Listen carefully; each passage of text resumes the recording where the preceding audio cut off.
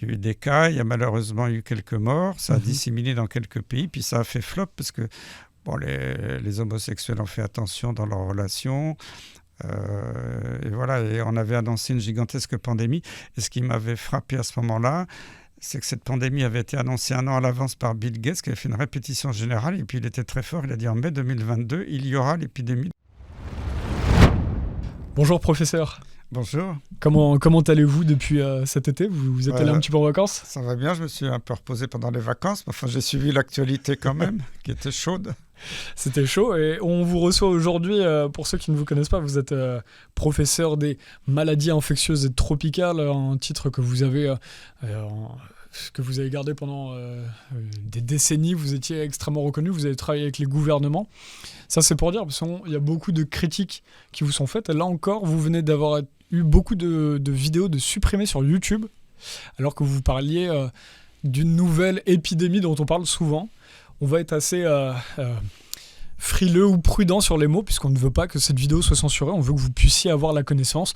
On ne veut pas non plus provoquer ni déranger les gens. On ne veut pas, voilà. Donc, c'est tout ce qu'on veut ici, c'est comprendre ce qui se passe, mais on ne peut pas parler librement sur toutes les plateformes. Alors, qu'est-ce qui s'est passé selon vous la semaine dernière? Vous étiez chez Toxin pour parler de cette nouvelle épidémie dont on parle. Oui, d'une certaine singerie. Non, effectivement, quand on parle de sujets qui dérangent, malheureusement, on est souvent censuré. J'ai vécu à de nombreuses reprises depuis quelques années, parce que maintenant, on n'est plus trop dans une liberté de communication. C'est triste à voir, mais ça s'organise même au niveau de l'Europe. Quand j'avais été invité à parler au Parlement européen à Strasbourg, ça fait presque 2 ans, j'avais assisté par hasard à une réunion justement sur la liberté d'information, où des députés européens expliquaient que pour protéger nos démocraties, pour protéger nos libertés, il fallait censurer partout tous les réseaux sociaux et les médias. Quand on écoute ça au sein du Parlement européen, ça fait froid dans le dos. Et on voit que c'est ce qui est en train de se dérouler. Avec la censure de X au Brésil, avec l'arrestation du président de Telegram, etc. C'est un petit peu inquiétant, surtout que quand c'est fait par des personnalités politiques qui se disent attachées aux libertés fondamentales. Petite précision sur cette vidéo qu'on fait aujourd'hui, je vais rebondir sur ce que vous venez de dire, mais juste avant, je voulais dire que là c'est une petite vidéo de 10 minutes qu'on met sur YouTube pour que ça puisse passer. Et on va essayer de donner l'essentiel des clés de compréhension. Est-ce que cette épidémie est dangereuse? Comment est-ce qu'elle se transmet aussi vite alors qu'elle est très difficile normalement à transmettre? Donc voilà, on va essayer de comprendre ce qui se passe réellement. Mais si vous voulez la version d'1 heure, parce que je pense qu'on va parler 1 heure avec le professeur aujourd'hui, cette vidéo sera sur nexus.fr, c'est notre site. Donc il y aura l'intégrale. Et sinon sur la chaîne Odyssée, que normalement on va essayer de développer pour vous mettre le contenu le plus libre. C'est quand même embêtant qu'on soit dans une société où on doit faire attention à ce qu'on dit. On le dit toujours, c'est un petit peu de 1984. Un exemple récent de censure, Stéphane Chatry, qui fait de la permaculture et qui aussi fait un peu de journaliste dans des médias alternatifs. Qui est dans votre nouveau livre. Hein. Voilà. Ça vient de sortir. Il m'avait interviewé il y a 2 ans à Paris. Ça s'appelait Le Réveil 2 ans après. Et cette vidéo avait un succès phénoménal. En quelques jours, il y avait 700 000 vues. Ouais. Et elle a été censurée, effectivement. Et c'est pour ça que Stéphane avait dit tiens, on va réagir et écrire tout ce que vous avez dit dans l'interview dans un livre. Ouais. Après, on a un peu étoffé, j'ai refait des interviews, j'ai rajouté des passages. Donc, vous pouvez montrer le livre, voilà, le Réveil 4 ans après. Oui, il apparaît à l'écran aussi. C'est aux éditions Guy Trédaniel. Alors, c'est un livre qui est peut-être plus personnel, moins technique que mes autres livres. Parce que Stéphane, au début, j'étais un peu réticent, m'a demandé de me livrer un peu sur mon enfance, qui j'étais, pourquoi je m'étais mobilisé comme ça pour dénoncer tout ce qui se passait. Il m'a dit, si, les Français ont besoin de savoir. Alors, j'y croyais pas trop, puis finalement, depuis que le livre est écrit, je vois que les réactions sont très positives et que les gens disent on comprend beaucoup mieux, vu votre parcours, votre enfance, pourquoi vous êtes mobilisé. Et puis, c'est pas que sur la crise des infections récentes, c'est ma vision aussi de la médecine, de la société. C'est une vision un peu plus large. Et c'est un livre Bon, c'est pas moi qui le dis, je fais pas de la pub, mais c'est les gens qui disent c'est sympa parce qu'il est pas trop long, c'est sous forme d'entretien, ça se lit très facilement, il n'y a pas de termes techniques incompréhensibles Et on comprend mieux votre motivation humaniste. On en reparlera dans la suite de l'entretien, Oui, voilà. dans celle qui sera dans la version intégrale que vous pourrez retrouver sur nexus.fr. Et ça avait beaucoup plu quand Didier Raoult fait ça aussi, puisqu'on aime bien savoir d'où viennent finalement les gens qui ont un courage, je dirais pas extraordinaire, ça sert à rien de prendre des mots grandiloquents, mais extraordinaire dans le sens où aujourd'hui, finalement, l'ordinaire, c'est de faire l'autruche et de regarder. Je suis désolé, je suis un petit peu cash dans ma manière de dire, mais moi, je le vois bien dans le journalisme. C'est voilà, le courage doit être célébré. Vous l'avez fait là-dessus. Juste pour revenir sur la censure, on va parler juste de l'épidémie de la singerie, comme vous dites, mais juste pour finir sur la censure, oui, il faut savoir que par rapport à ce que vous disiez, nous, c'était pareil. Avant, j'étais sur un autre média où on avait eu 4 chaînes supprimées, il faut le savoir. C'est toujours bon de le rappeler parce que les gens ne voient pas la censure. Même vous êtes arrivé dans le studio, je vous ai dit, j'étais étonné de ne pas avoir de vidéo de Christian Perron s'exprimer sur le sujet. Et non, c'est qu'en fait, on détruit la parole directement. J'ai fait plusieurs vidéos récemment sur plusieurs chaînes. Oui. Médias alternatifs toujours. Oui, bien sûr. Oui. C'est ça. Il faudrait peut-être essayer. Il supprime moins. C'est intéressant de voir que parfois, il ne supprime pas certaines chaînes comme Idriss Aberkan, par exemple, qui lui, peut-être que quand on atteint un certain chiffre, finalement, on est moins attaqué. C'est assez intéressant de voir ce qui se passe. Pourquoi tout le monde n'est pas... Parce qu'il y a beaucoup de petites chaînes, le Média en 442, etc., qui ont moins de 100 000 abonnés, qui se font supprimer des chaînes entières directement, quoi. Je ne sais plus pour le Média en 442, mais nous, ça nous était arrivé à François à l'époque. J'ai fait la première interview de la nouvelle chaîne de Marcel D qui fait le Média en 442, qui maintenant fait la radio 2.2. Donc j'ai parlé de ce sujet avec lui tout récemment. Allez, allons dedans. Qu'est-ce qu'on doit comprendre ? Moi, on m'avait dit en 2022, j'avais travaillé donc sur cette épidémie, qui n'est pas nouvelle, on nous en a déjà parlé. C'était printemps, début été 2022. À l'époque, j'avais reçu aussi le professeur Martin Zizi, donc sur la chaîne sur laquelle j'étais à l'époque, et qui disait qu'il y avait un effet loupe des médias qui avait été fait après un communiqué de l'OMS. Je ne sais pas si vous partagez le même avis, mais c'est intéressant de voir les choses comme ça. C'est-à-dire que finalement, il y a on pourrait parler de plein de maladies.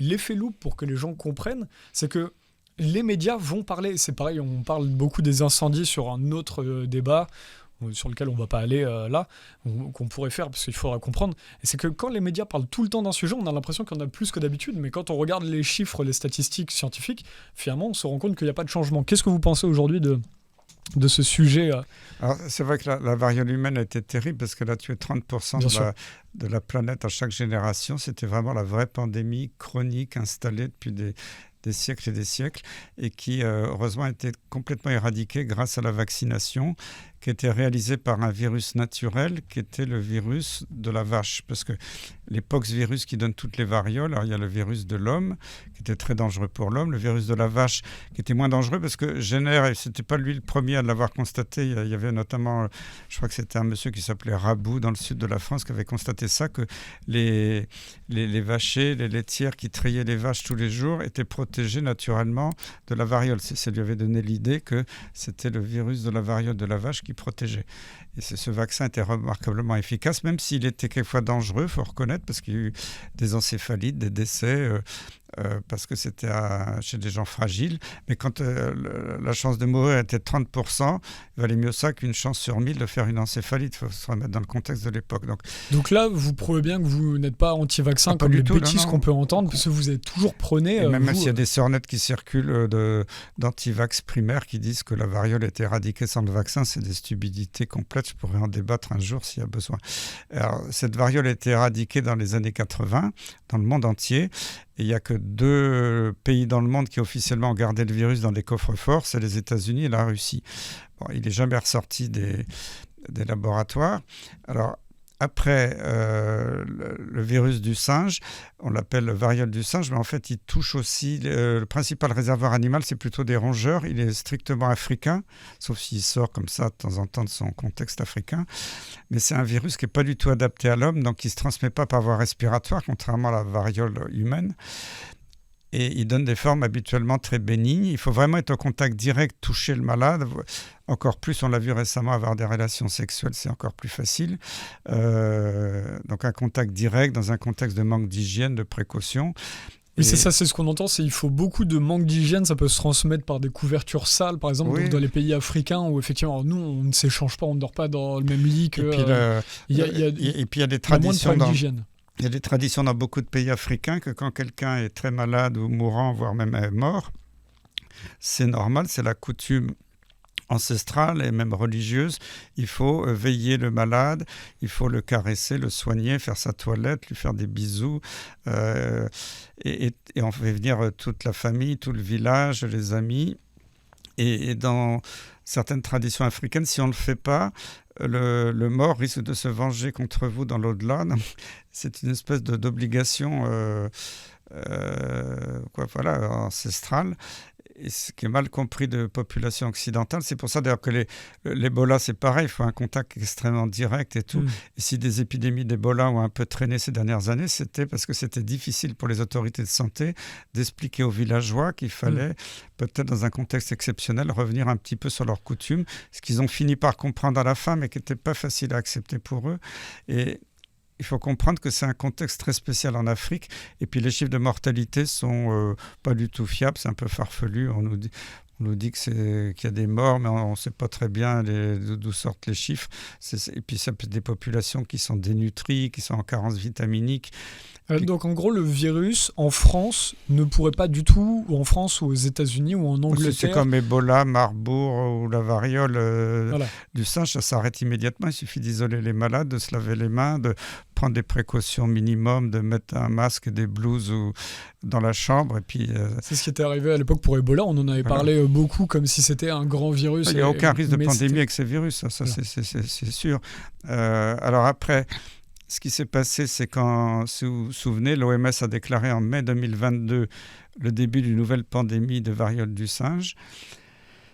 Et chose qui était totalement anormale et incompréhensible d'un point de vue épidémiologique. Elle a démarré le même jour dans 10 pays différents, aux 4 coins de la planète, en Australie, en Norvège, en Argentine, en Suisse, en France. Donc c'était impossible. Donc ça veut dire que forcément le virus, il a été un peu distribué. Et puis ils avaient annoncé, c'était le communiqué officiel de la Direction générale de la santé, attention, ce virus est très contagieux, transmissible par voie respiratoire. Mais c'était déjà écrit dans le premier compte-rendu, mais il ne touche que les hommes ayant des relations sexuelles avec les hommes. Alors j'étais un peu étonné, je dis soit c'est respiratoire, soit c'est sexuel. Et en plus, si c'est que les homosexuels masculins, c'est une transmission anale privilégiée. Ça me paraissait bizarre. Bon, effectivement, il y a eu des cas, il y a malheureusement eu quelques morts, ça a disséminé dans quelques pays, puis ça a fait flop parce que les homosexuels ont fait attention dans leurs relations. Et voilà, et on avait annoncé une gigantesque pandémie. Et ce qui m'avait frappé à ce moment-là, c'est que cette pandémie avait été annoncée 1 an à l'avance par Bill Gates, qui avait fait une répétition générale. Et puis il était très fort, il a dit en mai 2022, il y aura l'épidémie. Il l'avait annoncé à l'avance. Oui, 1 an avant.